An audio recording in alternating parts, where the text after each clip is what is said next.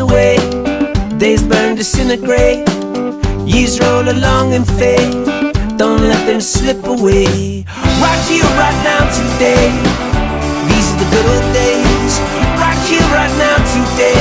Hey, these are the good old days.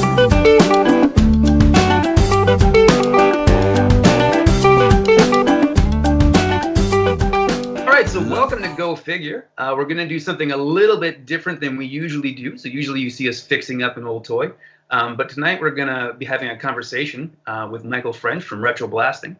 And as content creators, I firmly believe that when we're making videos, or if we're writing a comic, or if we're making a movie, whatever it is, we're looking for some kind of response, either on an emotional level or a comedy level or a fright level, or even something just to get the conversation going. And so when I started thinking about making our channel, Retroblasting was one of the channels that I was subscribed to because a number of his videos gave me this emotional, nostalgic response. I can think of right off the top of my head, Michael, your playset video, where it was the blanket and the blocks. Yep. I remember playing with a blanket in the same way. I didn't have blocks like that, but what I did have was the styrofoam insert from a surround sound unit, which you flipped it upside down, and it became everybody's home base. Right. It was very, very cool. So there was that video. The Dick Tracy video hit me right in the feels when you talk about making coats with your mom. And so we actually responded to that and did our own version of that, kind of playing an homage to your video, because my mom used to make my superheroes capes, and it just really hit me right in the feels. Yeah. And then especially the Playmobil Ghostbusters video. So I resonated with that so much that we went and found all three of those sets and bought them for our daughter, who loves the Ghostbusters, for Christmas. Nice. She still plays with them all quite frequently. So, it's a favorite in our home, that toy. So that's great.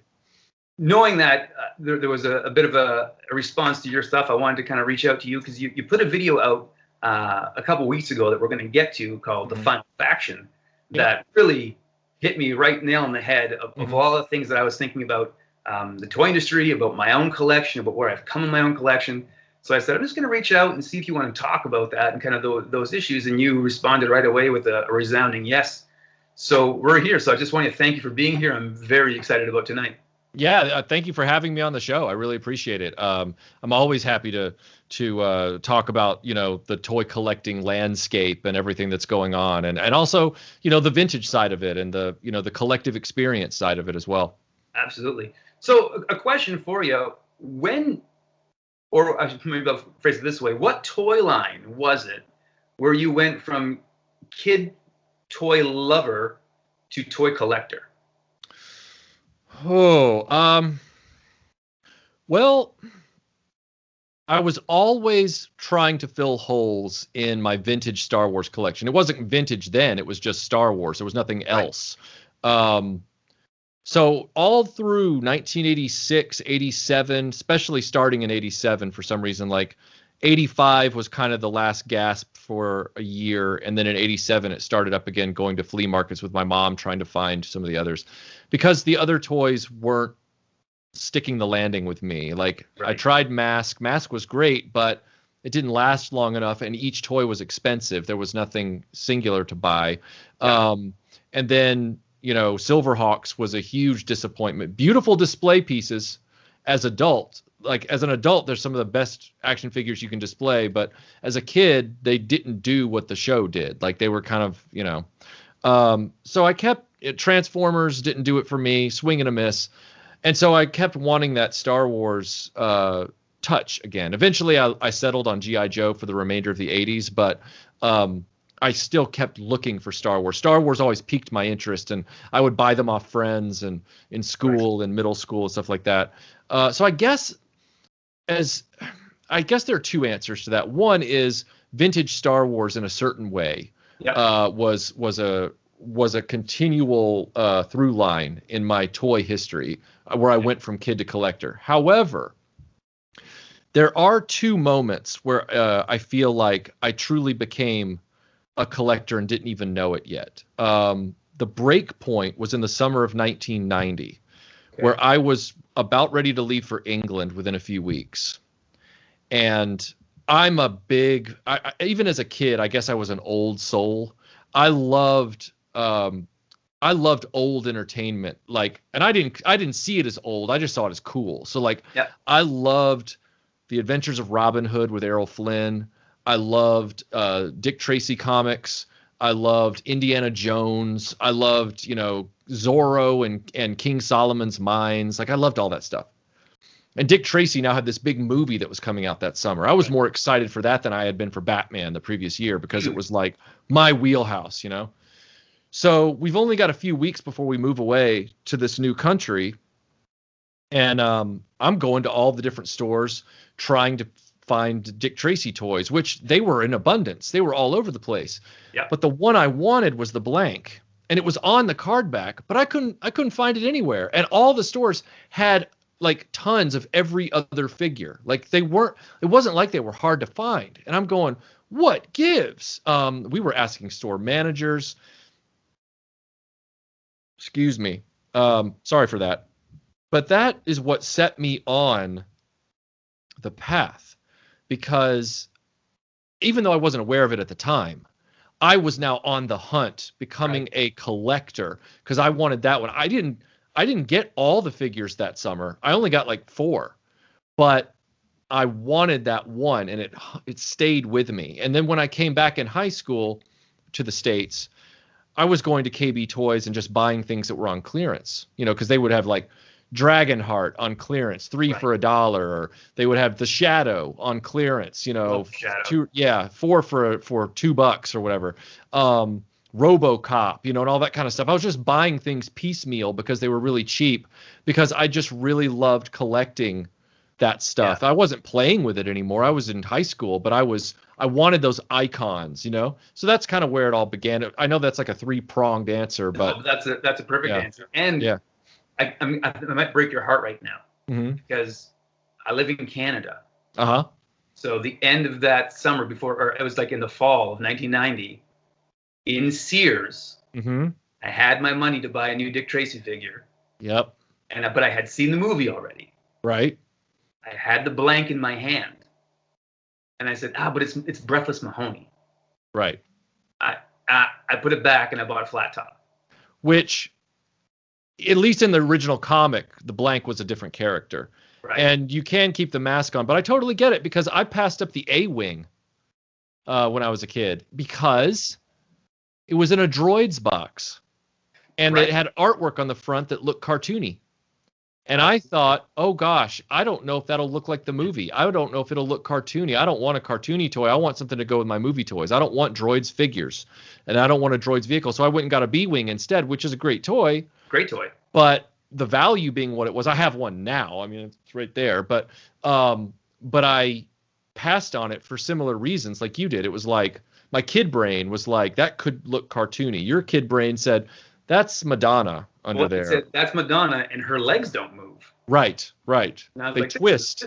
This is cheap, and flat top is much better. Right. These will be sale next year. They were not sale next year. No. Now, do you have one now? I don't have one yet. So I think it was in your Thunder Tank episode. You said that I never want to show anything on my channel that I don't have. Right. And so I took that to heart. And with the exception of the blank, just at the end of my Dick Tracy video, just that stock footage of the blank, I don't. But I don't have it yet. Yeah, I don't make that a hard rule. I make that like a 90% of the time rule, because there are some things that are so rare and so valuable, and there are certain things where even if you have the money ready to go, they're just not around to buy. They're that hard to find. So I've made caveats, like, for example, I wanted the Robotech SDF-1 playset so badly that I postponed the video, because I wanted to have that to have in the video for my own edification. Like, I found it, I have it in the collection now. I can showcase it the way I want to showcase it. Absolutely. Others though, like I think I came around to this a few weeks ago. I'm trying to remember what property it was. Oh, that's right. Someone asked me about if I would ever do a video feature on the Black Hole, the Disney movie and the figures. And I'm going, well, I mean, yeah, but I'll never have old Bob, and I'll never have the humanoid, and I'll never have Star, and I'll, the all black robot, not the red one, unless I pull out a new mortgage on my house or something. Like I'm not going to do that. So there are areas where it's like, okay, this doesn't mean as much to me as the blank did. It doesn't mean as much to me as the SDF-1 playset did. But if I don't mention it, I'll get, run out of town by the internet. So occasionally I will use a photo here and there. And other times I use photos as a joke. So for example, you can always use a photo if it's going to be funny. Right. And like I use photos for things that I know are so notoriously bad that I don't want to own them. So when I rattled off all those stupid variations of the Ninja Turtles, right, those were things that, I'm going to be a snob for a minute, and I'm just going to say a lot of those variations are stupid, and I don't want to spend my money on them. I don't want them. As an 8-year-old kid, I was like Core 10, Usagi Jimbo, and I think I'm done. Like I think that's where I want to live. That's my Ninja Turtles collection. Because after that, it was like, I don't need Muckman, and I don't need, Cowboy Don, and I don't need Wacky One. Like didn't need that. Yeah. I could play my adventures. Yeah, exactly.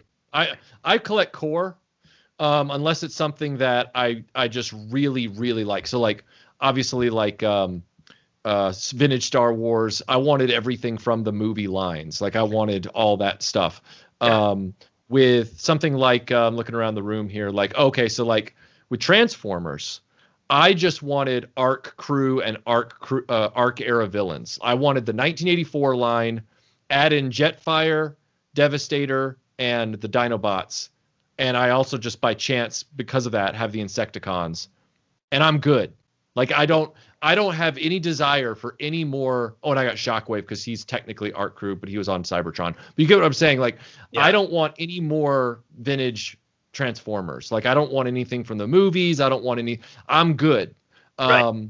You've scratched your itch. Right. Things like Dick Tracy and the Adventures of Indiana Jones from Kenner, they're so small that the whole line is core. Like it's like if you don't have all of that, but there are others that sort of have these like they weren't popular, but there's a core versus a not core. So here's one I haven't done yet, but I have what I think is core is Willow. Right. So Willow, they're terrible action figures. Well, they're not even action figures. They're not figures. They're like game pieces. But Willow had some catapults and a battle wagon that were sold through a exclusively through like a merchandise catalog. I don't remember if it was Sears or J.C. Penney, but they were mail order only. And as a kid, you never heard about them. Like it was just like whatever. I remember as a kid a cereal box mail away for Willow figures. I have that one because you can get him for a song. Like I'm looking at him right now. He's still in the baggie. Like he hasn't even, and I got him for like $3. And he's in a different shirt. He's in the shirt from the very beginning of his appearance in the film. Okay. And then the common one. There's 3 versions of Willow. There's the green shirt mail away. There's the blue shirt one that you saw everywhere. And then there's an earlier version where he came with a Laura Dannon in a backpack. Okay. So you can get, if you can get him, you've got to try and get him with the baby. Because like if you don't have the baby, you don't have the movie. There's no baby. Yeah, yeah. But like those catapults are so rare and so high priced and so esoteric. They don't really come across as core. Like I've got the Borsus Dragon. I've got all the main characters. I've even got all the ancillary horsemen and everything like that. So I feel like I've got the line at this point. The catapults, you can't even buy them. Even they're one of those where you can have the money right now, the hundreds and hundreds of dollars people charge for those. You still can't go on eBay and get one. They're not around. They're not there. Yeah. So, yeah. And there has to be like a value. So like I desperately want to get a blank to finish my Dick Tracy collection. Mm-hmm. And I found one at a store, a used toy store last summer, right. But it was no accessories, no mask. It was $1,000. What?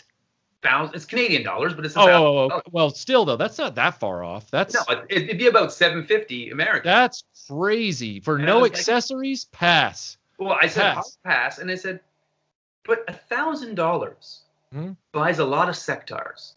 It does. right? $1,000 buys a lot of Visionaries. It does, yeah. And a Visionaries is one of those where certain key pieces are rare that like, and they're core pieces for me, and I can't find them. So like, I have all the basic figures for Visionaries with all their accessories and everything. It's all I got.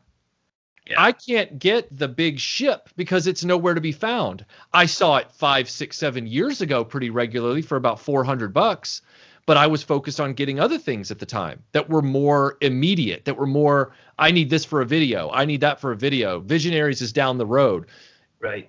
All the stuff has been going up in price lately, I think, because Star Wars got bought out after Force Awakens. People got real interested in retro, and now they're just grabbing whatever they can grab. And like Starriers are now selling for $40 a loose figure. Starriers, like we've hit the nadir of vintage toy collecting. Yeah. Right. And it's funny too. So when I have all the Visionaries core figures as well, but when I was collecting them, I wanted them without the chest plates. I wanted bare figures because I wanted a video making my own from the ground up repro chest plates. And so I wanted to get a whole collection, but like without the chest plates. And it was so hard to convince people that that's what I was looking for. Oh, I have this guy, you know, $40. You can. I was like, yeah, but I don't want that. I just want the basic figure. So it was almost harder to find them incomplete than it was to find them with their chest plates, which is funny to me because the whole point of my video was like most of them are missing their chest plates. Right. Yeah. But yeah, so that was my conundrum of like, oh, how do we get around this? Yeah. Right. That's an interesting requirement. Like, because sometimes I'll be looking for things that I just need for parts, and so I try to find the minimal buy. You know, like because I like switching things out 1-to-1. Now, occasionally, you know, I'll end up with inevitably after 9 years of this, I've ended up with boxes and boxes of parts that often I can't even think of or even use. Right. And half the time I'll give parts away to people, you know, just send them if they need them or whatever. And then literally 3 weeks later, something will come into the studio that'll need that part that I just get. That's just the name of the game. It's like, you know. And I would rather be a guy who did somebody a favor and I got to go on my own next adventure than be kind of like a jerk. Yeah. And look out for myself all the time. Exactly. Right?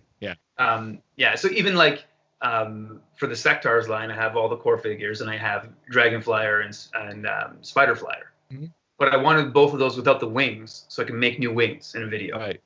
And so the guy who I bought them off of, I got them for a song. I got them for 20 each. Nice. Which is a pretty great deal. But he's like, I have one wing for the Spiderflyer. You can have it for $30. And I was like, but I don't want it. Like I don't. Right. What am I going to do with a wing? I was like, I don't know. But to that point, what am I going to do with one wing? Right. Yeah. So it's a weird thing to kind of like have your niche and how you collect. And I think that's a point too, is that I don't think there's a wrong way to collect. I think there can be a wrong way to behave about Yes. Right? I've talked about for years how we need to stop worrying about policing the way people collect and start worrying and policing how people treat other people in this hobby or landscape or whatever you want to call it. Seems I hesitate to use the word hobby because all the jerks lean on the word hobby. They call it the hobby, trying to protect the hobby. And so hobby has taken on a connotation for me where I hear it and I go, ugh. Whereas like same thing with the word spoilers. I'm like, ugh, you know, like, ugh, it's the sign of the beast.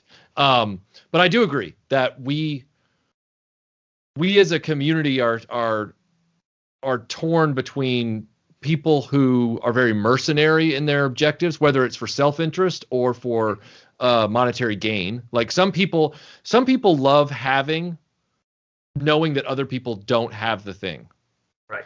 Other people are in it to make as much money as they can by flipping the stuff and selling it. They're basically vintage toy scalpers and things like that. And then there are other people who are genuine sellers who are very honest and open and all that kind of stuff. And they're just trying to help people out.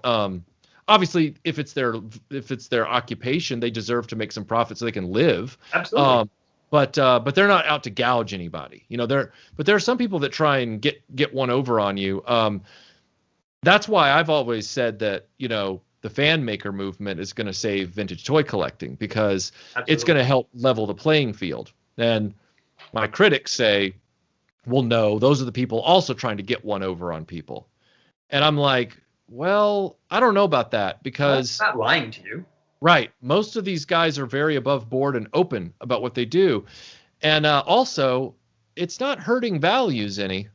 Like the values of Star Wars and G.I. Joe and Transformers and He-Man just keep going up and up and up and up and up. And it seems like the more reproductions are introduced into the market and the higher quality they are, the higher the value on vintage goes. It hasn't gone down at all.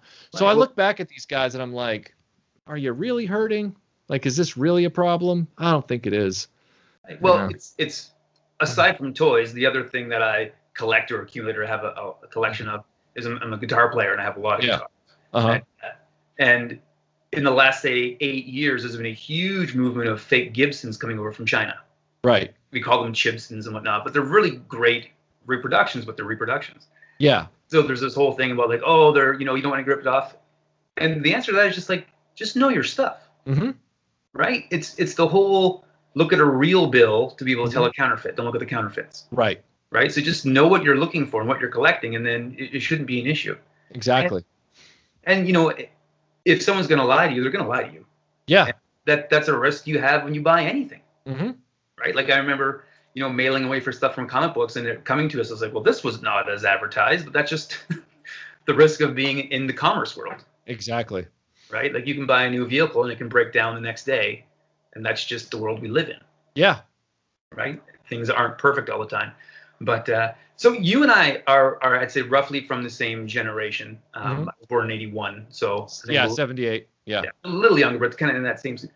And so there's a weird thing that happened to us is that the toys we played with as children are now vintage. And then we were around that college age when the modern toy movement kind of really started. Right. And I'd say it kind of started with like McFarlane and DC Direct and that kind of branch. So there was this weird blur of like, I just kept buying toys. I was never into vintage or modern. It's just, there was never a time I wouldn't go to the toy aisle. Right. That's me too. Every time I go into a store with a toy aisle, I would check it just to see what was up. Half the time I didn't walk out with anything. I just looked around. There was a few years where I just went there, laughed at the Total Justice figures and said, that's a lot of muscles. And then you just continue on with your day. Yeah, they were sinewy, weren't they? They looked like beef jerky. That's what they were. Yeah. But now we're in this world where the adult collector modern toy market has become this, I don't want to say behemoth, because I don't think it's as big as we think it is. But I think it thinks it's bigger than it actually is. Oh, for sure. Yeah. Right? And so I came to a conclusion about 3 years ago when I left my last job. I had a much bigger office and I had all my collection at my office. So my favorite character of all time is Superman. I think he's like and my all-time favorite toy line is the Kenner Superpowers line. Yep. Right. And so like the Kenner Superman, that's to me is like, if there's an ideal Mount Rushmore of toys, it's just 4 of him. Oh, right. Right. Like that's what we're going to be. So then when I was in college for the first time, it was really when I had access to the internet. In my Same here. Yeah, that was me too. So then all of a sudden you're like, oh, there's this like toy collecting world out there, kind of, right? Like I remember just looking at like custom supervised action figures. Like, oh, this is crazy. There's this whole world. Yep. And so I really started getting that wave of nostalgia. And so like for myself, I moved from my hometown to another part of Ontario when I was in grade 9, which is exactly the wrong time to move if you love toys. Because you're like, oh, I'm not going to need these toys. Let the neighborhood kids have them. Yeah. So I kept my childhood Dick Tracy figures and my childhood superpowers, and that was it. And everything else was gone because I was like, I'm too cool for toys. And 6 months later, I was like, I'm just going to go to this toy store and check out the Power of the Force figures. Yeah. And so I was like, okay, I want to kind of get this nostalgia and start collecting toys, and Universal did that. But at the same time, DC Direct came out. Yep. So then they released a Hal Jordan and an Oliver Queen Hard Traveling Heroes figures. And I was like, these look amazing.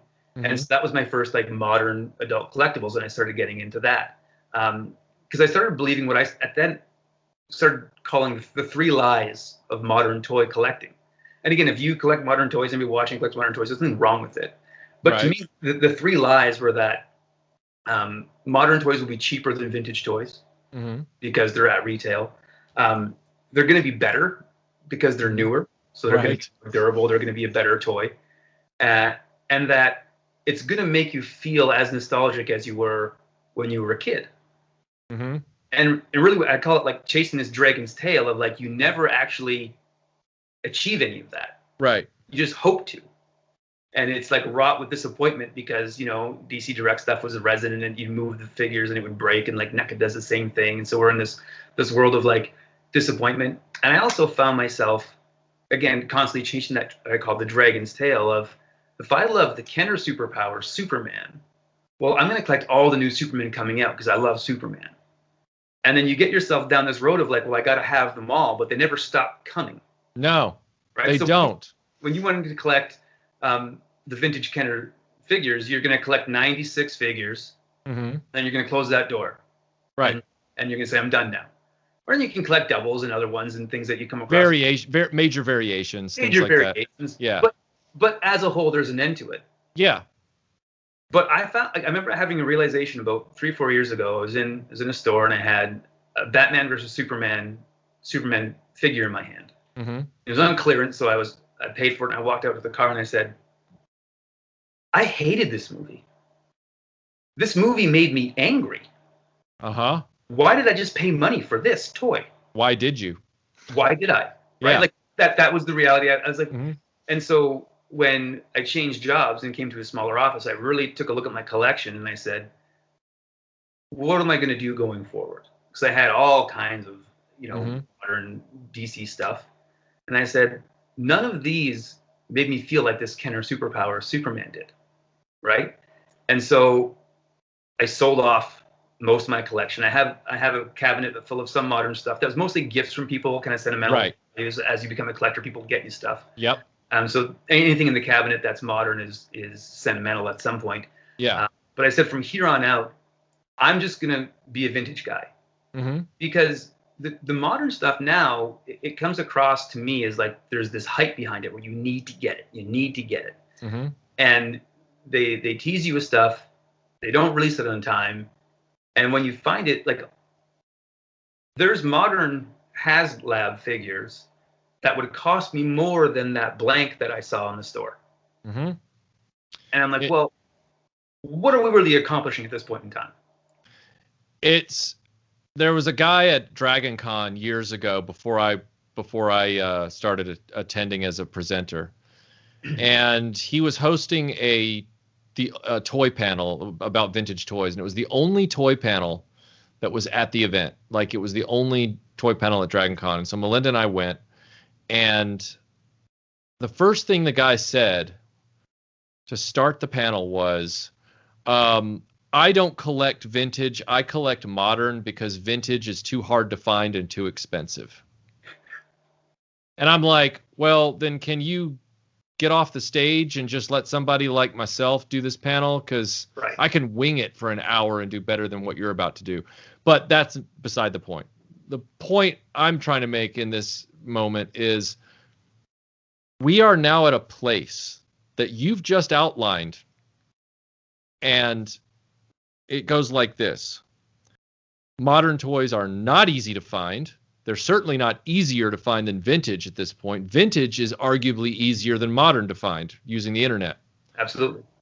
Modern toys are not cheaper than vintage or more affordable anymore. As a matter of fact, they rival vintage prices unit per unit right out of the gate. Yeah. And, to your point, modern toys, even based on retro properties, do not deliver nostalgia.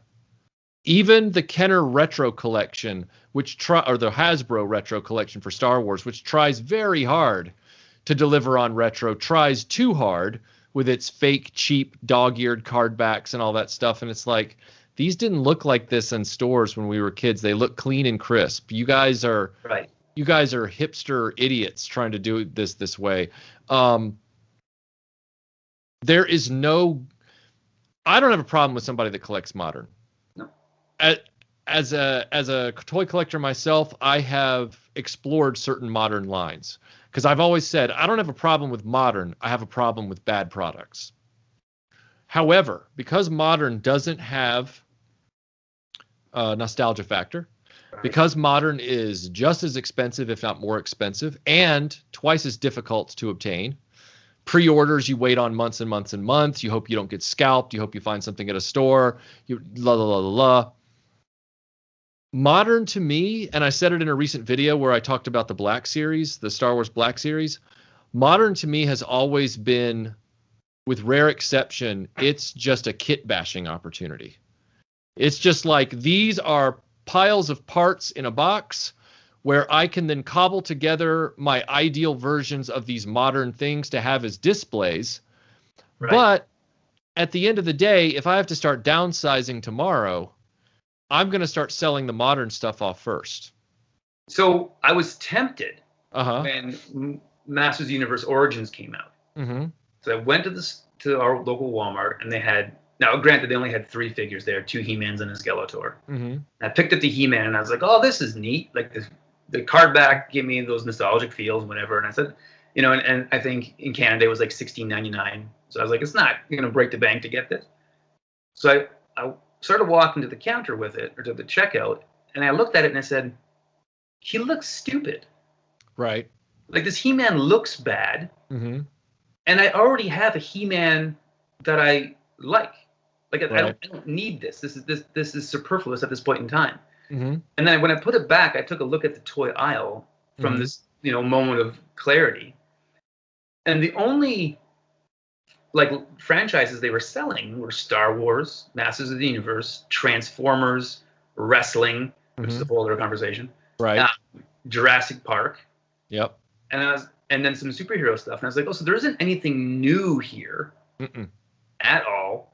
And so I have 2 kids that we've raised very specifically and very limited video game time. They have video games, not crazy, but not all the time, every day. Right. And luckily, they're both very toy-friendly kids. They both love their action figures and whatnot. And so, are you familiar with the new Spin Masters DC figures? Yes. Okay, so my kids both got really into those. Mm-hmm. And it was very cool to me because they were, again, harder to find. It was always like picking through it was rough. But they were similar scale and a little bit superpowers-ish. Mm-hmm. And so, well, first off, I remember as a kid being in the store, my parents were like, would you hurry up and pick? Because there's so much to pick from. You're like, which is the one I want to take home? Right. Whereas now, even as parents, we're like, oh, they have one here they don't have. We better take it now before it's gone because we'll never see it again. Mm-hmm. It's a one-and-done situation. But we got home, and the kids, I think my son got a Superman, and my daughter got Batgirl, or Batwoman. And so they opened them up, and I was like intrigued to see these new toys. I'm a toy guy. I'm like, let's check them out. And they come with these hidden accessories. And so my son opened the accessory. He goes, oh, I got the blue ones. The red ones are the more rare ones. And I said, what do you mean? And he says, well, there's 3 colors of accessories you can get. You don't know until you open the package. And like my heart broke because I was like, oh, this very kid-focused line is now teaching my kids, you got to get all the variants. Right. There's some out there that are better than others. It's not Superman. And so they're training them to be these adult collectors that need to have them all. They need to get all the variants and need to be. And so I was like, this was a fun toy line. But now it ruined it because it's like you could see the seeds of like when you get older, this is going to be, we're training you for that. Right.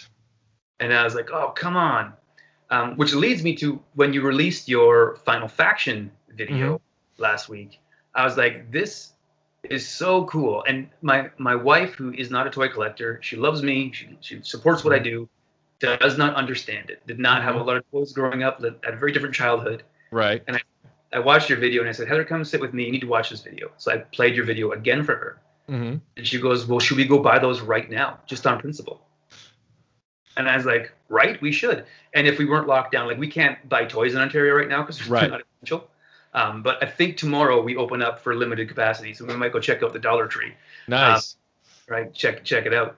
But on principle of all the things you said, something new, something readily available, and something affordable. Yep. And I looked at what was going on, and I said, if they're selling them for $1, Mm-hmm. they're not doing it at a loss. Right. They're not losing money on that deal. Mm-hmm. And from a toy guy, I'm like, if they were $2, it would still be an incredible deal. Yes, it would. If they were $5, it would be the best bargain in toys. Yep. Right? Right. And so the question that is plaguing me is, why aren't toy companies throwing something at the wall to try?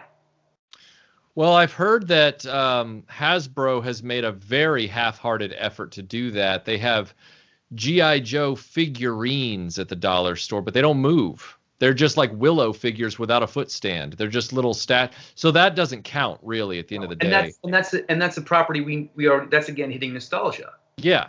Right. Yeah. So this is going to maybe upset some people, and I'm okay with upsetting people because I collect the way I want to collect. Mm-hmm. When I found out years ago we were having a baby, and I said, I'm going to start if it's a boy, I'm going to start collecting vintage G.I. Joes to give to him on his 5th birthday. Because I loved G.I. Joes growing up. And I said, but I never had enough to have like a war. I only had 12 or 13. I said, so I want to collect him 100 G.I. Joes. Mm-hmm. On his 5th birthday, give him a bucket of 100 G.I. Joes. And I did that. I collected a bunch of vintage G.I. Joes at yard sales and, cheap, whatever. And on his 5th birthday, I gave him a bucket of 100 G.I. Joes. And we just played G.I. Joe all day. Yeah. It was incredible. Mm-hmm. To this day, it's my kid's favorite bucket of toys to play with. Yeah, it's like Bucket of Soldiers, the little green army men, except it's Joe's. Yeah. But they have never seen an episode of G.I. Joe. They just love them because they're fun toys. They make up stories, and they just play with them. And I was like, so kids want to play. Kids want to create. But when the toy aisles are bare because you're only selling vintage properties, so guys like you and I are buying these before the kids can get them. Oftentimes people say like, oh, kids just play video games all the time. I'm like, because there's no toys for them to play with because we keep buying them all. And no one's also they've priced them to our level. Like kids can't afford a $20 6-inch figure. No. And then there's no interactivity with them. I mean, yeah, you can argue a kid can use a blanket and blocks and all that stuff with a 6-inch figure, but a 3 3/4-inch figure with a vehicle or two is far more interactive and tactile with that blanket and blocks than 6-inch gestalts are. Absolutely. This year at Christmas, we watched The Mandalorian as a family. Mm-hmm. Kids loved it. Just went nuts for it. Right. And so I went to Walmart and they had the Mandalorian figures in the retro series, the highly articulated one. Yep. And they were $29 each for 3 3/4-inch figure. Yeah, the vintage collection ones with the all the different joints, but they're about that big. Yeah. Yeah. And I said, because I was like, oh, I could get these for the stockings, whatever. I said, I'm not paying $30 for a 3-inch Star Wars figure for my kids to play with. Like, it's insane. Yeah. And kids can't afford that. No.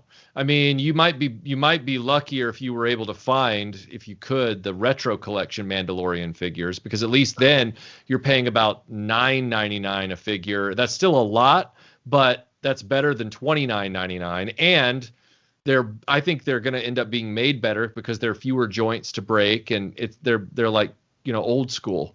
Well, this goes back to one of my 3 lies that the new toys are going to be better. Right. Half the new toys break when you take them out of the package. Yeah, they do. My buddy Sal at 2 Cents Toys, he got a brand new Masters of the Universe Origins Triclops, and he pulled it out of the package, and when he did, the lower right leg under the knee snapped off, not popped off. Snapped off. Right. And he sent it to me to fix, and I fixed it up as best I could, and sent it back to him. I need to check and see if he's ever posted a review of that. Anyway, but yeah, that's the problem. I mean, NECA being its own thing over here, NECA's its own kind of bad, but NECA's not a toy company. No, it's a hemorrhoid cream company that happens to make simulations of action figures. But yeah, like Hasbro, Mattel, all this stuff. I don't know what the philosophy is there. Like, yeah, when I got Short Round in the Indiana Jones line in 2008 and finally opened him up for a video, his leg snapped off on the first attempt to move it. that and, you know, the Triclops thing are rather rare, I'll admit, for Hasbro, Mattel, even modern. Although Toy Polloi did say that his Origins Tila had a problem with the arm, where the arm literally started cutting apart against the shoulder seam. And Analog Toys Tonight did a live stream, and he said his Tila's arm kept popping off. Oh, well, popping off is a lot better than slicing off. I mean, Toy Polloi's was slicing off. That reminds me, I need to probably figure out a way to get Tony another Tila. I'm actually one of those rarefied individuals that, you know, I talk about how most modern isn't that interesting and most vintage is, although there is some vintage that isn't interesting and a lot of modern that isn't. Like, I'm known for that, but I'm the one sitting here going, yeah, I plan to, once I get a certain number of the characters, I'm going to permanently retire my vintage Motu figures into a bin and put out the Origins figures instead. Not because I think they're better as new. Right. I actually believe the vintage Masters of the Universe figures were better as new, but we're 40 years out. Yeah. And I'm sorry. No, I'm not sorry. I hate it when people do that. I'm telling you the way I see it. Masters of the Universe action figures, vintage ones now, are not worth the headache that they present. Yeah. Their thighs stain with the deteriorating rubber. Yeah. The rubber snaps off. The hinge piece in the waist can seize up. You've got the head that can discolor because it's made of that squishy rubber vinyl. Yeah. I've tried to replace those leg bands. People say it's doable. I've achieved it one time without further damage to the figure in an attempt to do it. And every other time I've tried it, I've not only damaged the figure further, I didn't get the leg band in. And I'm like, you know what? No. Yeah. This is one and done. It's over. Masters of the Universe had its day as a vintage figure line. Yes, the faces are better. Yes, they're more sharply detailed. I get it. But guess what? I need figures in that case that I can use in videos to represent Masters of the Universe that will fit the vintage vehicles and the vintage play sets, which is why I rule out classic. I never collected those because they were for adults and they were too expensive and they were too exclusive. These are sold in stores. They're still hard to find because modern toy industry, exclusives being the thorn in our side. But if I can get I don't want all the fancy-dancy ones. I just want the ones that are one-to-one replacements for the characters in the first 3 waves of the vintage line, three to four. Once I have those, I'm out, and I'm done. But that's my one exception. It's funny when you're saying about the kit bashing kind of thing going on. I watched a video from another YouTuber, and he was saying, like, here's how to get your accurate Origins Skeletor. Uh-huh. And he had to buy, like, the Keldor exclusive and use his, like, boots. Right. And there was 5 figures to get, like, this. And I was like, well, this just seems ridiculous. Like, I'm not going to... But that's going to an OCD level where I'll freely admit, like, I don't get that granular with the boots and the this and the that and the that. I kind of look at it and go, okay, is my Skeletor sort of grinning without opening his mouth? Oh, cool, I got that head now. All right, I'm good. Because overall, I think he looks just fine. But again, I'm also looking at he can stand up. His legs aren't wonky because of old rubber. They're not using rubber in the leg joints anymore. Yep. He's got great posability. Yeah, the posability can, in some cases, pop limbs off because they're designed to pop off, which could be good, but it presents some disadvantages. But for display and they're fine. I mean, I couldn't be happier with, and I cannot wait to get these out of here. Like, I'll always look at them with nostalgia. I'll always look at them and have memories, and I'm never going to get rid of them. They're my brothers and mine. I'm going to keep them. But the effort I have to go to just to get, like, Merman, he's balanced on his legs. His legs don't even have rubber bands in them anymore. They literally got hard and snapped like cordwood. My Hordak is balanced on his legs right now. Yeah, I'm over it, man. I'm done. Done. Yeah. I want to just have ones that work. and fit in the vehicles and interact with the play sets. I don't want to buy the new Land Shark. I've got the vintage Land Shark. They look almost identical. So I'm not going crazy with it, but yeah. Yeah, and I think the thing that is the stick in my craw, and I'm not a complainer or like a negative guy, but I'm not gonna lie to you what's going on. The thing that bothers me the most is that we have Origins out in the stores, and if that was Mattel's, like, we're gonna do Masters again, here you go, but now they're releasing the Masterverse, and then they're gonna release the animated younger skewed figures as well. Yeah, we're gonna have 3 in-store Masters lines, 3 Battle Cats, 3 He-Mans, and it's like, well, can't we take the money used to develop one of those lines and come up with something new? Just try creating something like this. Be creative. If they look at all the success they're having, it's because someone was like, we need something to follow to beat Star Wars. Let's make a big muscle guy. Yeah. So where are those meetings happening, and what's stopping them from doing that? They're not happening because I don't want to get on a soapbox here, but I'm probably going to anyway, so I might as well. Corporate mentality is buy out the competition. Do whatever you have to crush the competition. Have our products win the day, and have our money buy out as many of our rivals as possible. In any industry, that's the way it works. Merge, acquire, merge, acquire. Merge, acquire, merge, acquire. And you get to a point where if you track the history of Hasbro, and to a lesser degree the history of Mattel, they bought out everybody that kept them on their toes. And so now you've got 80% of the legacy toy IPs in history in the vaults of 2 companies. And I want to ask them, so what good was it buying out the competition when the result is you've got nothing on the shelves? The stuff you are making is overpriced, impossible to find, and poorly distributed. Your customers are angry. You've lost the kid market. You literally lost the market that your industry is supposed to cater to. Children. You lost them.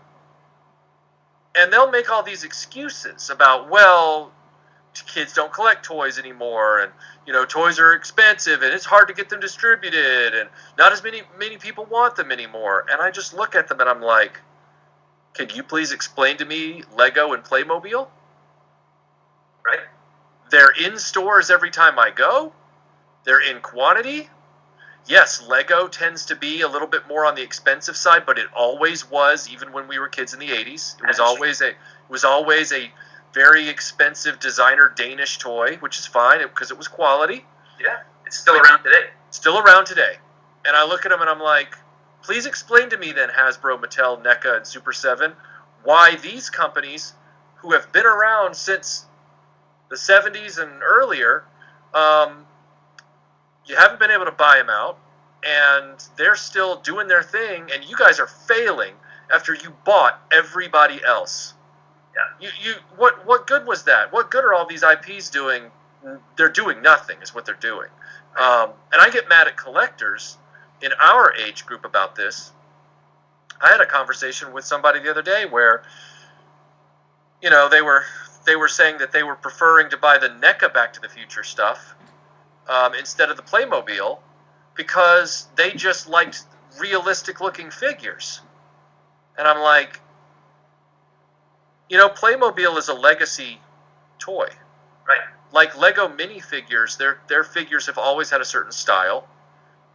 And their accessories, vehicles, and environments have always been second to none. I mean, Playmobil puts the detail and the time into it and creates really playable environments. They're doing amazing things with Ghostbusters and Back to the Future that no other licensee has ever done. Right. And you're mad because the figures are legacy designs that are meant to be played with? And I told the guys, and it wasn't an argument, I was just trying to be emphatic with him about, this whole thing, and I said, you got to remember, man, that we as kids, maybe you can't remember this because you're an adult now, but I told him, I said, as kids, we imposed I'd say our imagination imposed 60% of energy into that toy, whatever it was. So, like, for example, I had the Lego Spacemen, and they were all in different color outfits. And I had, some were blue, some were red, some were white. One was black. He came with the Lunar Explorer, and he was my black suited astronaut. Like, he had the black helmet with the black, whatever. Well, I put a red antenna in his hand, and he's Darth Vader. Just like that. All the white guys are white uniformed dudes. They're all stormtroopers. The blue one, or either the yellow one, depending on my mood, with a blue antenna in his hand, is Luke Skywalker. Or that's right. The blue one was Boba Fett. The yellow one was Luke Skywalker in his fatigues, and then the red dudes were all like X-wing pilots. But I'm going. I guess what I'm trying to say with that is, as adult collectors, a lot of people have lost their perspective on what makes a toy a toy. Yeah. And when I look at, let's take, for example, the Ghostbusters from Playmobil or the Back to the Future from Playmobil, I know I would have been dying for those as a kid in 1984, 85. I would have wanted those all day, every day. I don't care, because I already had plenty of Legos as well. I knew how to play. I knew how to put my... And I know there was this video I did a while back where I snarkily... I'm about to defend exactly what I said. I snarkily talked about people in our community that love to defend. They love to defend deliberate shortcomings in toys, as well. Remember, you got to use your imagination. And it's such hypocrisy, because in that respect, I can't remember exactly what I was talking about in that video, but what I was saying was, that's what it was. I was saying that character lines that are limited to just like 4 figures and that's it, and have no vehicles and no play sets. People will say, we got to use your imagination, man. Remember your imagination? And I made the joke saying, if the Star Wars line had been 1 action figure, would you guys really say that use your imagination to make this battery R2-D2 and this ballpoint pen Darth Vader? Like, that's kind of lame. Right. But when they tell me that they can't imagine that Marty McFly Playmobil figure as Marty because he doesn't physically look like Michael J. Fox, and I'm going, he's not only got the puffy vest and the jacket and the shoes DeLorean. And the pants and the DeLorean and the video camera. They've even got the cuffs on his jacket to clip on and the watch. And you're going to sit there and tell me that's where your imagination can't go, but you're totally fine with an action figure line of like 3 dudes that each cost $29.99 a piece? Yeah.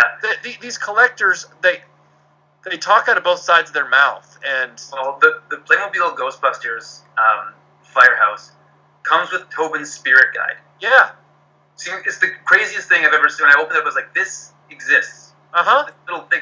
It's crazy that that level of detail is there. That level of play right. is there. And like you said in your video, it's the Ghostbusters toys you always wanted as kids. Mm-hmm. Right? These guys, they just don't want to admit that they can't remember what it was to be a kid. They can't. They get nostalgia feels, but they can't take themselves back there, because I'm looking at Playmobil and I'm going, that's a legacy toy line brand that's still around and is doing things the same way it always did it. Just now they're licensing a few things, which is cool. Yes. And it's like, but they're doing things the same way and they're infusing the same level of quality into them.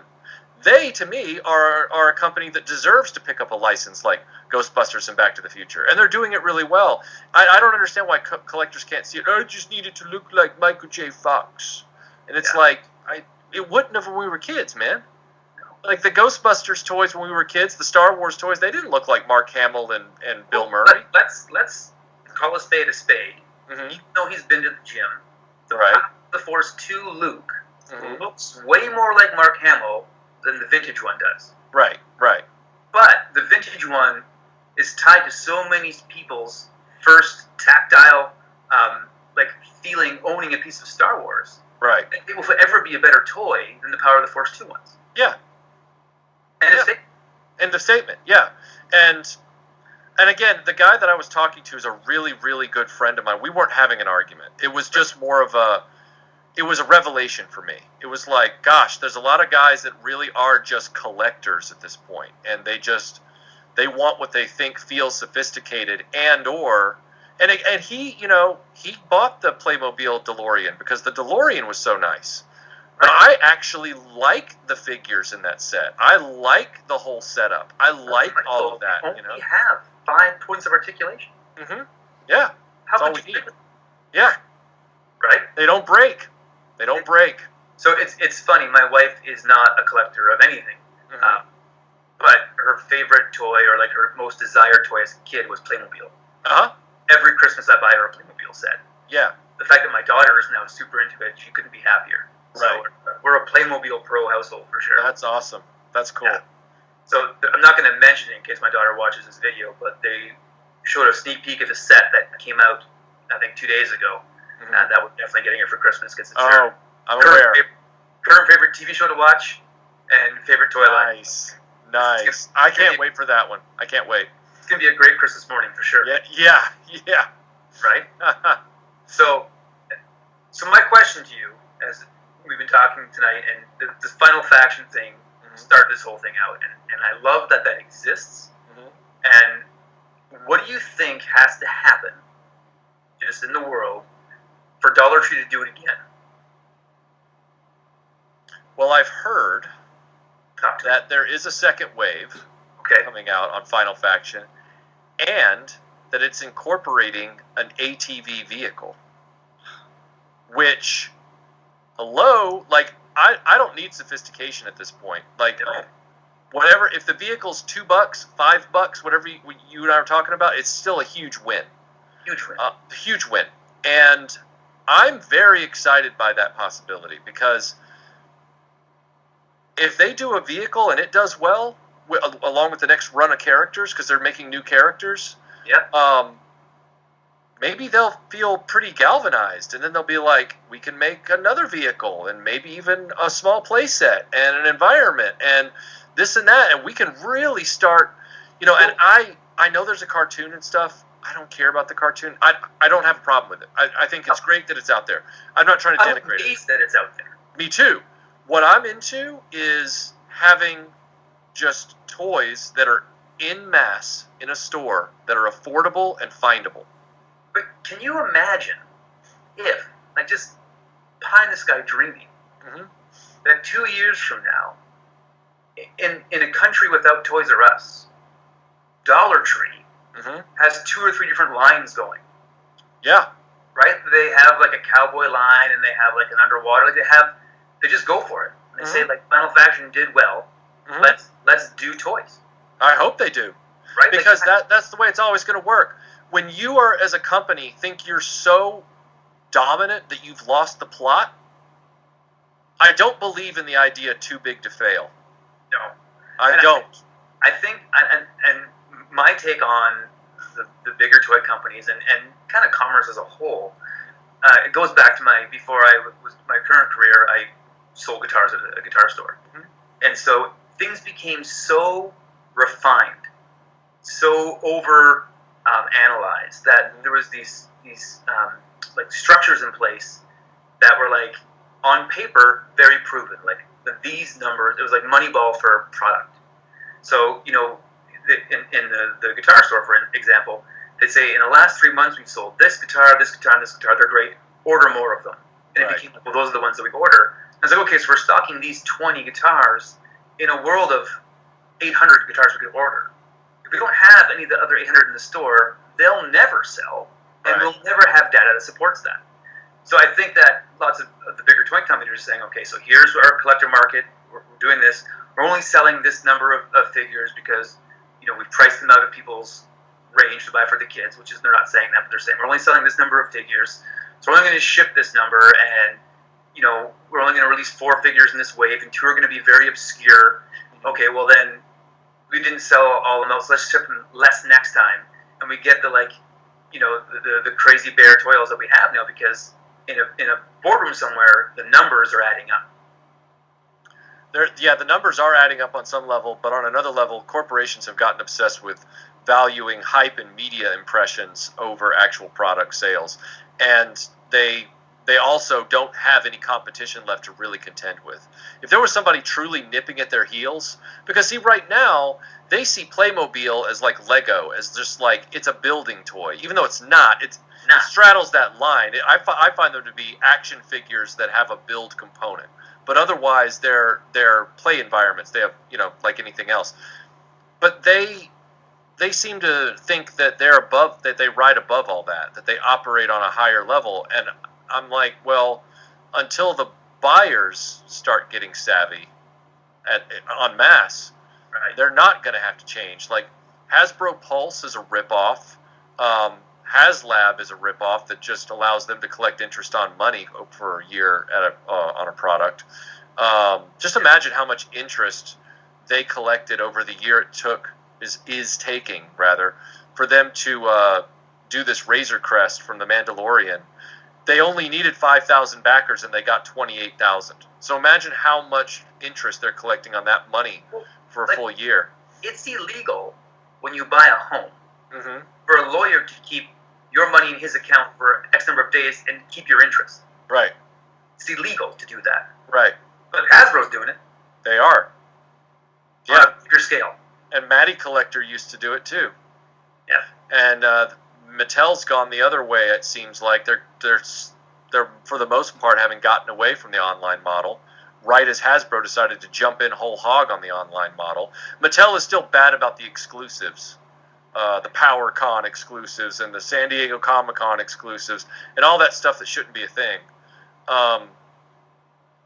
But if I was going to put my money anywhere right now, I would be putting it, if I had to pick a company that wasn't Lego or Playmobil, it would be Mattel, and not just by a margin. Like right now, the place where I really put my money is with for modern is with Big Bad Toy Store, because they have a model where they don't charge you until the item actually arrives, and they track your cart for you so that they know what you're trying to get and all that kind of stuff, and they allow you to buy in waves occasionally and all that kind of stuff.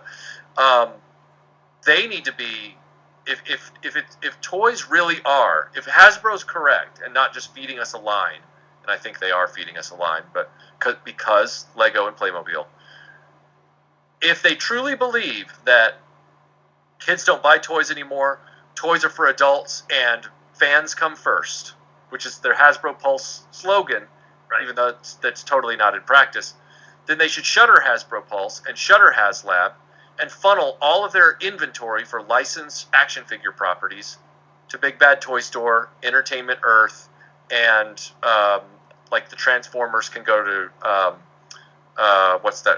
Toy Inc. and there's a few others. In other words, I don't want a monopoly. I don't want it to be like Diamond Comics, but I think it should all be online, because online means you can get your pre-orders in without Target and Walmart canceling them on you.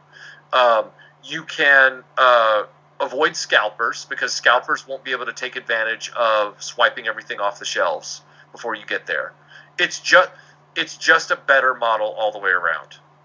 And I mean, it's not like today you can get a toy at a store, find out there's something wrong with it, take it back and get another one, because the other one won't be there.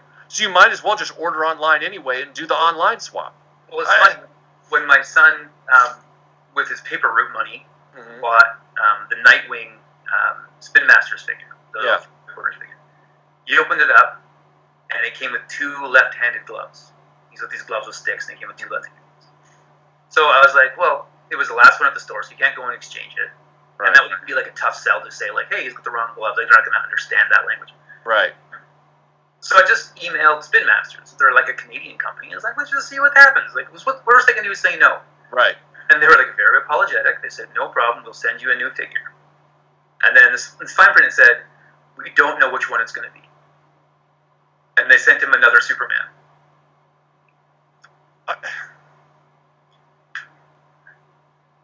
You see? Right? Look, we have a. Any of my fans watching this are going to start laughing, but this is the story, all right? I can't help what the object is. Melinda bought a brand new vacuum cleaner. Here we go. All right? New Auric something or another, or Dyson. It's Dyson. He's V10. Yes. Thing broke because I thought it looked rinky-dink. I thought it looked like a Barbie house accessory. I was like, this does not look like a vacuum cleaner. But it broke, and motor was faulty or something. And she asked for another one. So it took them like 4 or 5 weeks to send her a replacement part. She got it in the mail yesterday. Wrong motor. Earlier model. She thinks that they thought she wouldn't notice. In other words, they didn't send her the premium motor for the high-end vacuum. They sent her one that was not compatible. A cheap vacuum. Right. It's not. They sent her one that was inferior for an earlier or lower-end model that happened to be compatible with the housing. And she said, no, no, no, no. And she's on the phone again. Corporate shenanigans abound. They always do. And I know I sound like a crazy person, but if corporations were our friends, if corporations were historically nice people, we wouldn't have had to have laws about child labor, and the class action lawsuit wouldn't exist. It wouldn't be a thing. Right.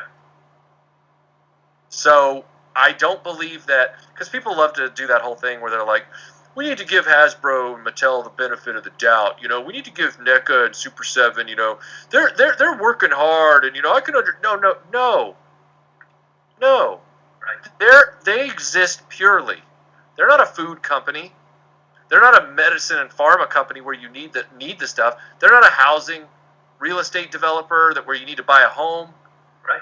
They literally are trying to part you with discretionary income. They're trying to take money from you for something you literally don't need. You want it, but you don't need it. It's a luxury. In my country right now, say what? In my country, I'm not allowed to go to the store and buy any toys because it's not essential. Yeah, right. So, a company that sells luxury goods, nice to haves, like toys, should always be putting the customer first. In other words, the customer should be in charge. And the fact that they have gamed like a Pied Piper, most of the consumer public into believing, hey, we're your friends, and we're here on social media talking to you in live chats and all kinds of stuff, and hey, we're doing, you know, AMAs on Reddit and all kinds of stuff about our latest products, and these guys have all just been, like, hypnotized by it. They're like, yeah, they're our friends. We should be nice to them. We should cut them some slack. We should buy it because if we don't, they might not make more. It's like, are you on crack?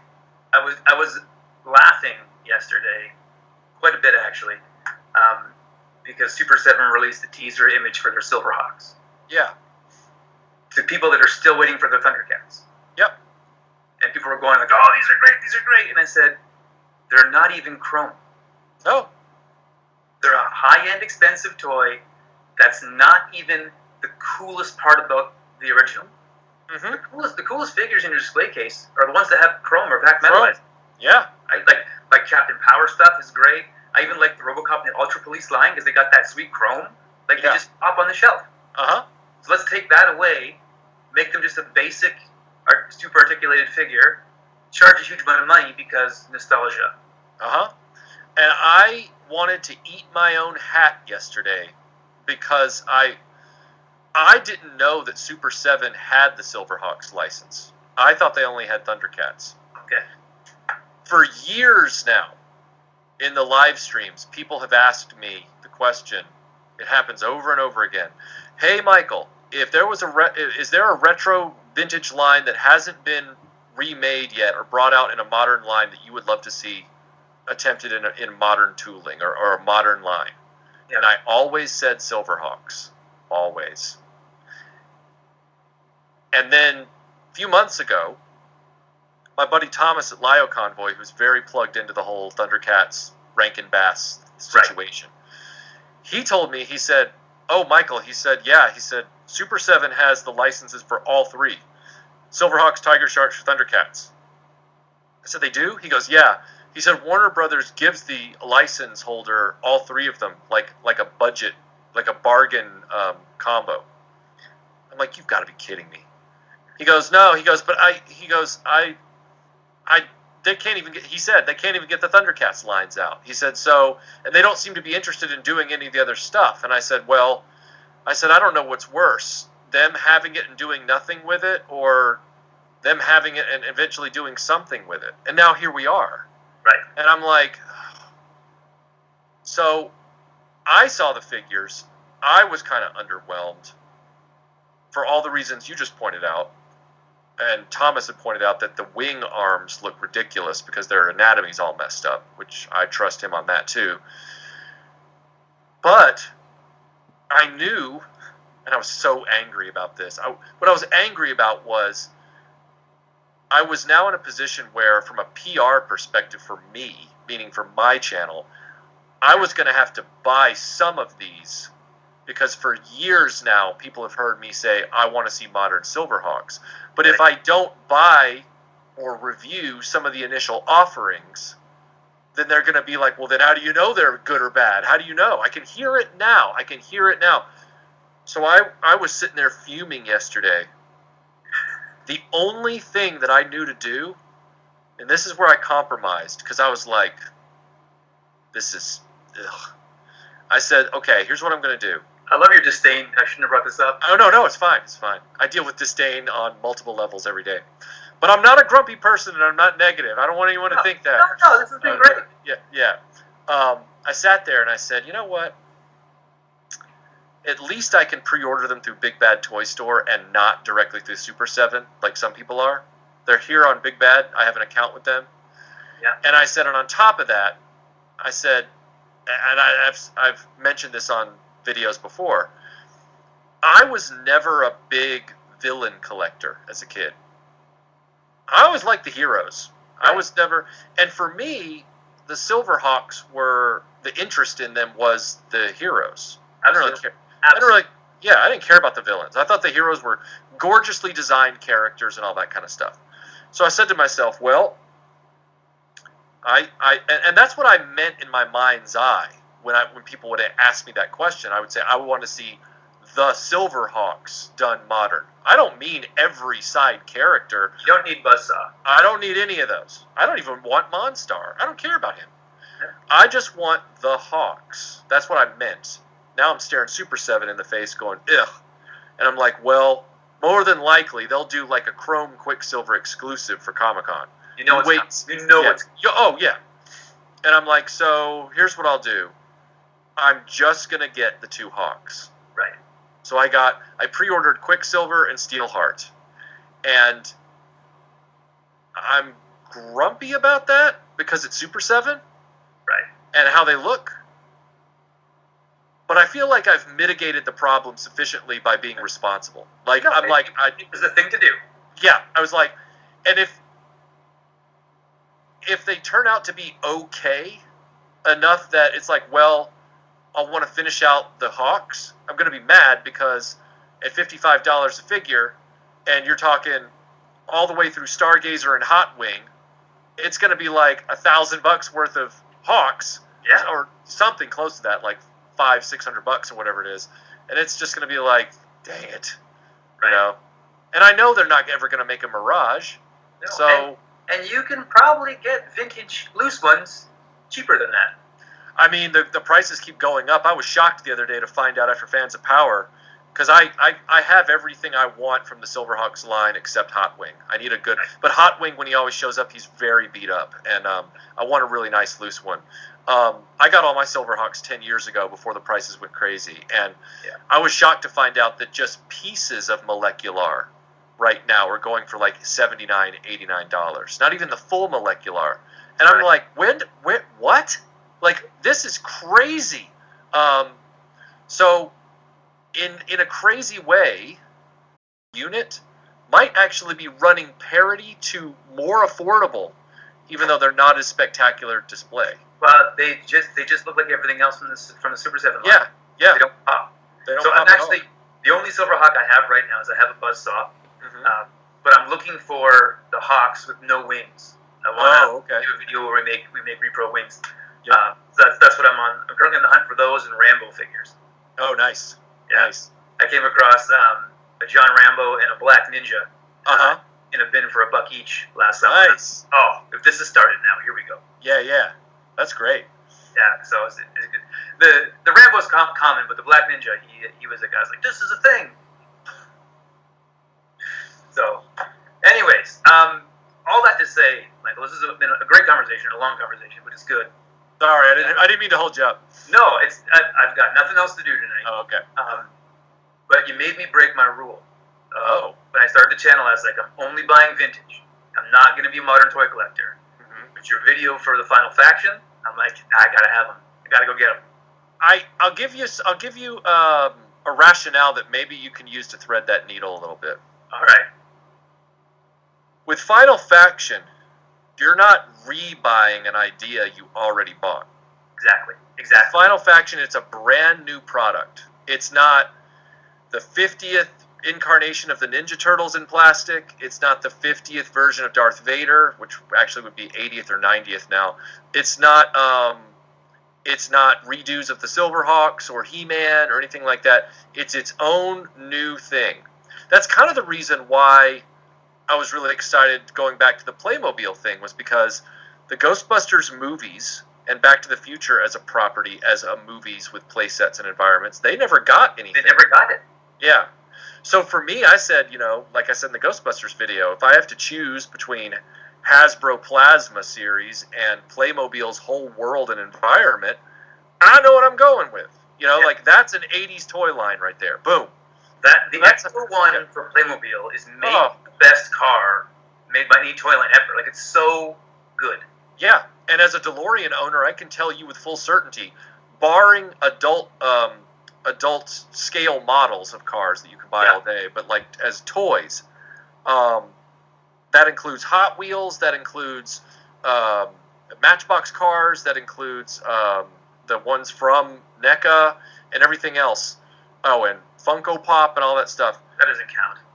It doesn't, but I just threw it in there with derision.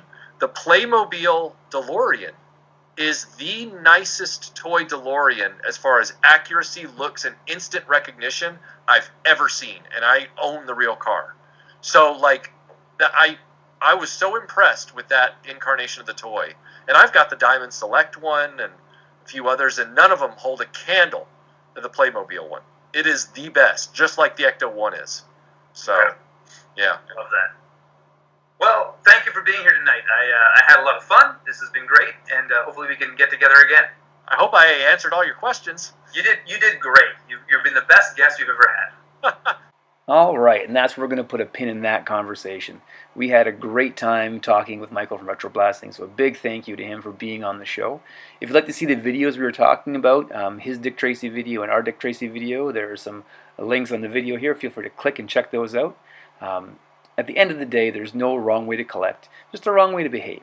So keep on collecting, keep on having fun, let's be great to each other. Have a great day. Way back when, do you remember when? Way back when, do you remember when?